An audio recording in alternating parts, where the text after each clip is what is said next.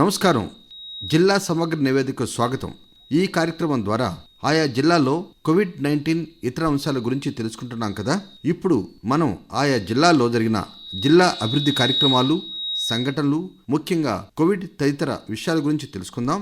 ప్రస్తుతం యాదాద్రి భువనగిరి జిల్లా నుంచి దయాకర్ గారు అందుబాటులో ఉన్నారు. ఆయన అడిగి మరిన్ని వివరాలు తెలుసుకుందాం. నమస్కారం దయాకర్ గారు. నమస్కారం అండి. యాదాద్రి భువనగిరి జిల్లాలో కోవిడ్ కేసులు ఎలా ఉన్నాయండి? యాదాద్రి భువనగిరి జిల్లాలో కోవిడ్ కేసులు చాలా వరకు తగ్గుముఖం పట్టాయని చెప్పవచ్చు. జిల్లాలో 9,520 మంది కోవిడ్ బారిన పడగా ఇప్పటి వరకు అందులో 8,965 మంది కోలుకోవడం జరిగింది. అలాగే 84 మంది కోవిడ్ వల్ల చనిపోయారు. ప్రస్తుతం 241 కేసులు మాత్రమే యాక్టివ్ కేసులుగా నమోదై ఉన్నాయి. వైద్యాధికారులు సూచించిన సూచనల మేరకు ప్రజలు అప్రమత్తంగా ఉండి తగిన నియమాలు పాటిస్తూ కోవిడ్ బారిన పడకుండా జాగ్రత్త పడ్డారని చెప్పవచ్చు. ప్రభుత్వ అధికారులు, వైద్యాధికారులు చలికాలంలో కోవిడ్ ఎక్కువగా ప్రబలే అవకాశం ఉందని పదే పదే సూచిస్తూ ఉండడంతో శుభకార్యాలకు వెళ్లే వాళ్లు మాస్కులు ధరిస్తూ సాధ్యమైనంత వరకు ఒకరికొకరు భౌతిక దూరాన్ని పాటిస్తూ చేతులు పరిశుభ్రంగా ఉంచుకోవడం వల్ల, పరిసరాలను శుభ్రం చేసుకోవడం వల్ల కోవిడ్ ను చాలా వరకు నియంత్రించుకోగలిగారని చెప్పవచ్చు. రైతులకు పంట పెట్టుబడి కొరకు కేంద్ర రాష్ట్ర ప్రభుత్వాలు పంట సహాయాన్ని రైతుల ఖాతాల్లో జమ చేయడం వల్ల వారి స్పందన ఎలా ఉందండి?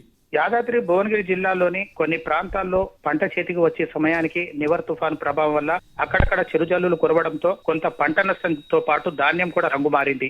దానివల్ల రైతులకు కొంత పంట నష్టం జరిగిన మాట వాస్తవమే. అయినా కేంద్ర ప్రభుత్వం కిసాన్ సన్మాన్ నిధి, రాష్ట్ర ప్రభుత్వం రైతు బంధు ద్వారా రైతుల ఖాతాల్లో నేరుగా డబ్బులను జమ చేయడం జరిగింది. దీనివల్ల ఇప్పుడు యాసంగి పంట పెట్టుబడికి, విత్తనాలకు, ఎరువులకు ఆర్థికంగా ఎంతగానో ఉపయోగపడుతున్నామని రైతులు ఆనందం వ్యక్తం చేస్తున్నారు. మరి రాష్ట్ర ప్రభుత్వం ఇప్పుడు రైతులకు నియంత్రిత సాగు విధానాన్ని అమలు చేయాల్సిన అవసరం లేదని తెలిపింది కదండి. దీనిపైన జిల్లా రైతుల్లో ఎలాంటి స్పందన ఉంది? గతంలో రాష్ట్ర ప్రభుత్వం రైతులకు నియంత్రిత సాగు విధానాన్ని అమలు చేయాల్సిందిగా సూచించడం జరిగింది. దీనివల్ల ఒకే పంట విధానాన్ని నియంత్రించవచ్చని, తద్వారా రైతులు తమ పంటకు గిట్టుబాటు ధరను పొందవచ్చని ఆశించింది. కానీ యాదాద్రి భువనగిరి జిల్లాలోని చాలా ప్రాంతాలు మూసీ పరివాహక ప్రాంతం అయినందున ఇక్కడ పంట నియంత్రిత సాగుకు రైతులు ఎక్కువగా ఇష్టపడలేదు. అయినా ప్రభుత్వ సూచనల మేరకు నియంత్రిత సాగును చేపట్టడం జరిగింది.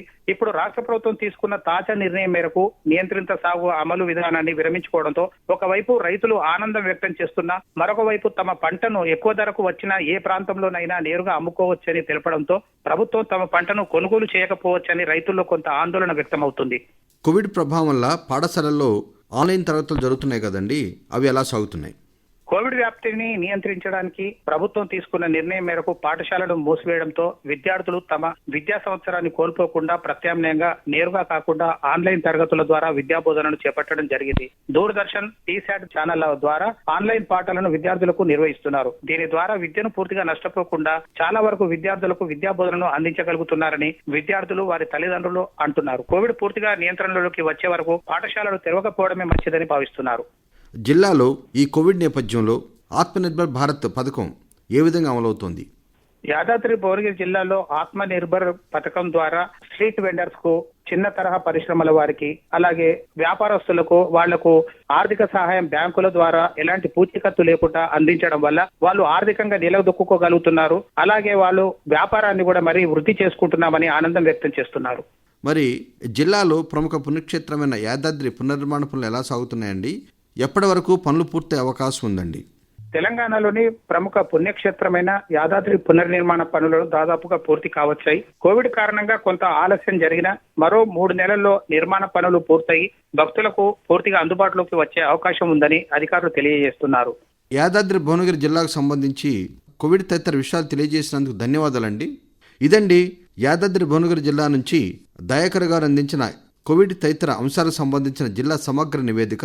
మరి మరో రోజు మరో జిల్లా సమగ్ర సంపూర్ణ నివేదిక విందాం. అంతవరకు సెలవు. నమస్కారం.